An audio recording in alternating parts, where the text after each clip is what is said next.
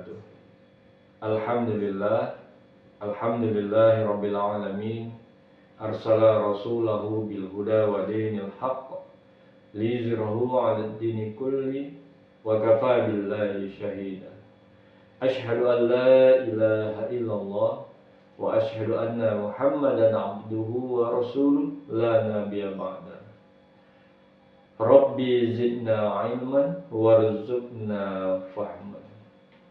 Saudara-saudaraku kaum muslimin dan muslimat yang dirahmati oleh Allah, berbicara adalah sesuatu yang lazim kita lakukan. Kenapa? Karena kita memiliki sarana yang diberikan oleh Allah Subhanahu wa taala. Apa itu? Yaitu mulut. Dengan mulut kita ini kita bisa melakukan apa saja. Dengan mulut kita ini kita mampu memberikan manfaat dan mampu memberikan mudarat baik untuk diri kita maupun orang lain. Maka seyogianya kita harus menyadari fungsi dan kegunaan dari sarana yang Allah berikan kepada kita. Gunakanlah mulut kita dengan sebaik-baiknya. Jangan sampai mulut yang Allah ciptakan untuk kita membawa mudarat buat diri kita dan juga orang lain. Banyak peristiwa-peristiwa ya ataupun fenomena-fenomena yang terjadi itu semua berangkat dari sebuah perkataan, berangkat dari ucapan yang dilakukan oleh kita ataupun orang lain. Di dalam Al-Quran banyak yang diungkapkan oleh Allah tentang orang-orang yang dengan sembrono menggunakan sarana yang Allah berikan, yang akhirnya itu memudaratkan dirinya sendiri. Sebagaimana yang dijelaskan Allah di dalam surat Al-A'raf ayat 12 sampai 13. Di ayat tersebut menceritakan tentang Allah dengan iblis melakukan dialog. Ya. Di mana di surat Al-A'raf ayat 12 Allah berkata, qala ma mana'aka, apa yang menahanmu ya alla tasjuda, untuk bersujud, id amartuka, ketika aku mengamarmu. Jadi ayat tersebut menceritakan bahwasanya Allah bertanya kepada iblis, ya kenapa? Apa alasanmu tidak mau sujud kepada Adam ketika aku ataupun Allah mengamarmu? Lantas apa jawaban iblis? Apa yang diungkap oleh iblis? Ana khairu minhu, aku lebih baik daripada dia ya Allah. Alasannya, khalaqtani min nar, kau cipta aku dari api, wa khalaqtahu min tin, kau cipta Adam dari tanah. Jadi yang menjadi alasan iblis tidak mau sujud kepada Adam dikarenakan asal usul. Dia menganggarkan asal usul dirinya. Ya. Dalam fenomena kehidupan sehari-hari, bukankah banyak orang yang mencontoh seperti halnya perilaku iblis ini? Ketika ada sesuatu yang dia banggakan, ya, maka itu dia jadikan itu sebagai alasan untuk tidak mau mengakui satu sama lainnya. Dia anggar dengan jabatan, dia anggar dengan parasnya, dia anggar dengan kekayaannya, sehingga dia sulit atau bahkan memandang rendah orang lain. Jadi bila ada watak-watak seperti itu, selayaknya jangan kita jadikan contoh. Karena itu bukanlah contoh yang baik buat diri kita. Jadi itu yang terjadi pada iblis. Ya. Dia mengatakan bahwasanya aku lebih baik daripada Adam. Karena dia tercipta dari api, sementara Adam dicipta dari tanah. Tanah itu sesuatu yang rendah, berada di bawah. Jadi dia memandang Adam itu rendah, posisinya berada di bawah, sehingga tidak layak untuk disujuti, tidak layak untuk diakui bahwasanya dia yang terbaik. Dia sulit untuk mengakui dirinya, diri Adam. Harusnya sesama makhluk, ya. Iblis dan Adam sama-sama makhluk ciptaan Allah. Siogianya sesama makhluk kita bisa saling mengakui dan bisa saling menghargai agar tidak terjadinya percekcokan, agar tidak terjadi ketidakislahan. Inilah yang sering terjadi dalam kehidupan kita sehari-hari. Nah, dari ungkapan iblis tersebut, apa resiko yang dia dapatkan?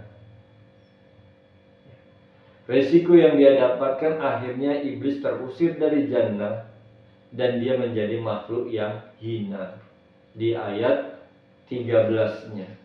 Nanti bisa dibaca sendiri di dalam surat Al-A'raf 12-13. Itu merupakan satu contoh yang Allah sebutkan di dalam Al-Quran. Ketidakmampuan kita mengontrol ucapan kita akhirnya membuat diri kita menjadi makhluk yang hina di hadapan Allah. Tak layak iblis mengungkapkan hal yang demikian di hadapan Allah. Ya. Seakan-akan dia yang lebih tahu mana yang lebih baik dan mana yang tidak baik. Bicara api dan tanah, tentu Allah lah yang lebih tahu unsur-unsur yang terkandung pada api dan unsur-unsur yang terkandung pada tanah. Allah yang lebih tahu. Ya. Jadi itu. Di ayat yang lain juga ada Allah jelaskan, ya. Gara-gara sebuah ungkapan akhirnya manusia tersebut menjadi kafir. Di dalam surat Al-Maidah ayat 73 disebutkan, laqad kafarul ladzina qalu innallaha salisu. Sungguh telah kafirlah orang-orang yang mengatakan bahwasannya Allah itu ada 3. Ungkapan ini bertentangan dengan konsep yang diajarkan para rasul dari mulai Adam sampai Nabi Muhammad SAW. Dari mulai Nabi Adam sampai Nabi Muhammad, mereka mengajarkan Allahu Ahad.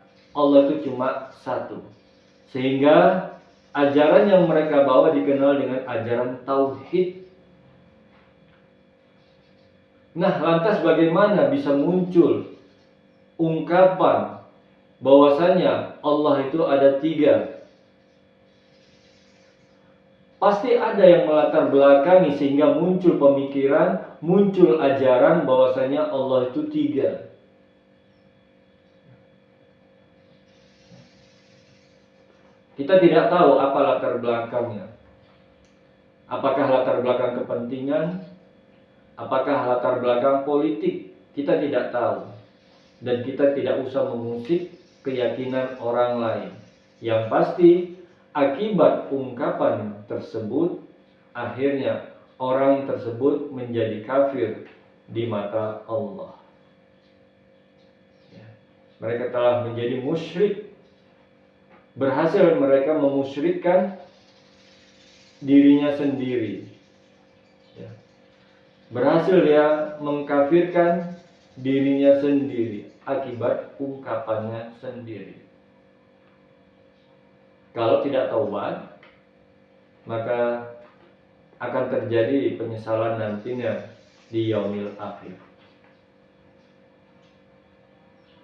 Kemudian di ayat lain juga ada Allah menjelaskan, ya, di surat Maryam ayat 88 sampai 90, di mana di ayat 88 tersebut ada orang yang mengatakan bahwasanya ittakhadzar rahman waladan, bahwasanya Allah telah mengambil atau memiliki seorang anak. Ungkapan tersebut sangat bertentangan dengan ajaran tauhid. Ya.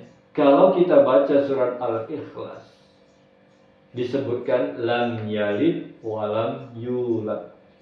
Allah tidak beranak dan tidak diperanakkan.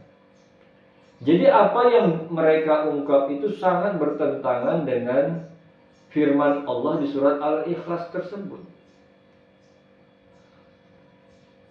Lantas mengapa mereka dengan gampangnya, entengnya mengatakan bahwasanya Ar-Rahman, Allah telah mengambil atau memiliki seorang anak? Kenapa terlalu gampang mereka?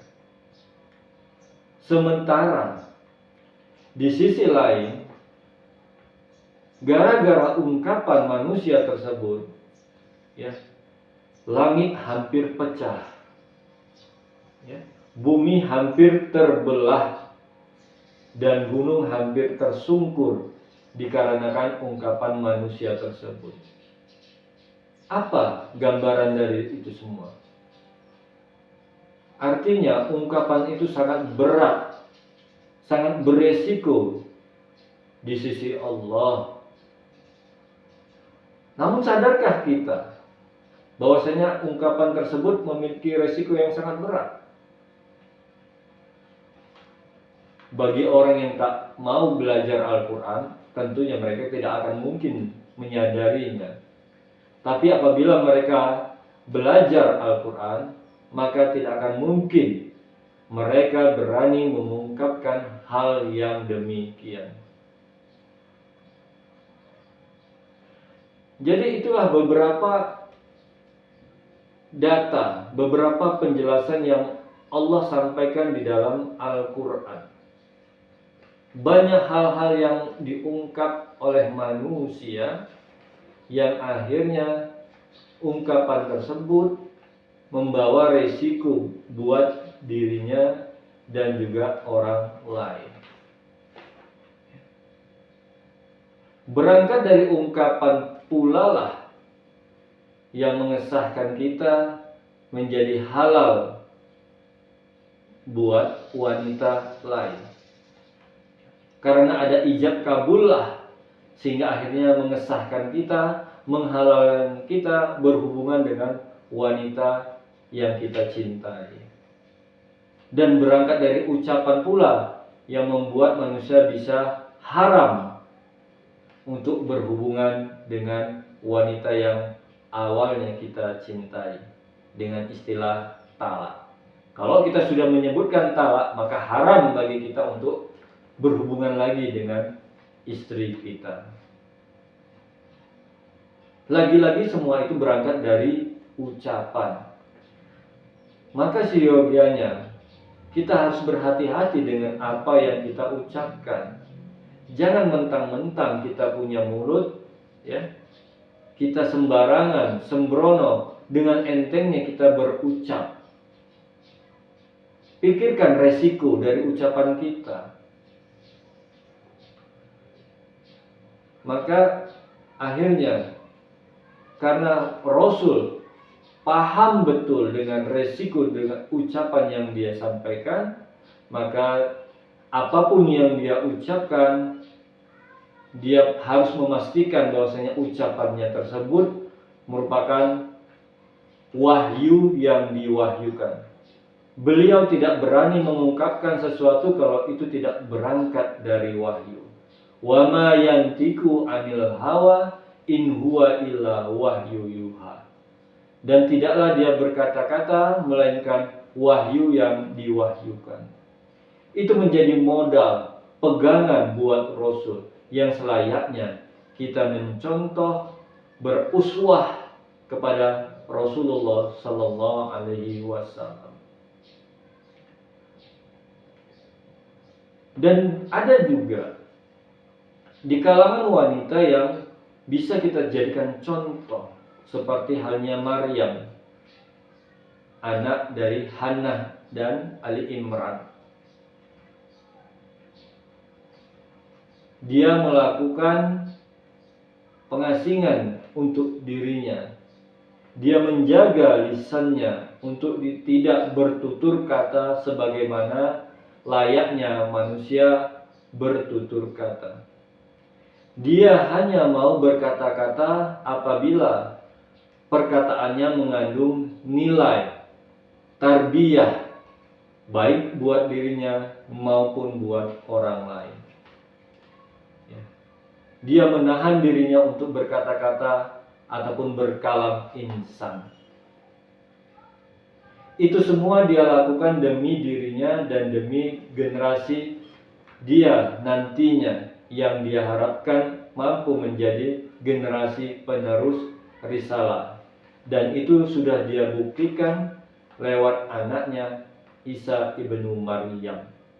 Akhirnya Nabi Isa diangkat Allah menjadi Rasul. Maryam berhasil mendidik anaknya menjadi seorang Nabi dan Rasul. Itulah kalau kita mampu mengendalikan ucapan kita, tahu mendayagunakan sarana yang Allah berikan dengan sebaik-baiknya. Jadi dengan ucapan kita mampu menciptakan sejarah, dengan ucapan pula kita mampu menghadirkan, memunculkan bencana buat diri kita maupun orang lain. Maka bertakwalah kita kepada Allah. Ittaqullah. Jadikanlah sarana puasa pada tahun ini untuk membangun nilai-nilai ketakwaan kita kepada Allah. Terutama takwa dalam hal berbicara. Lebih kurang saya mohon maaf. Saya akhiri dengan billahi taufiq wal hidayah. Assalamualaikum warahmatullahi wabarakatuh.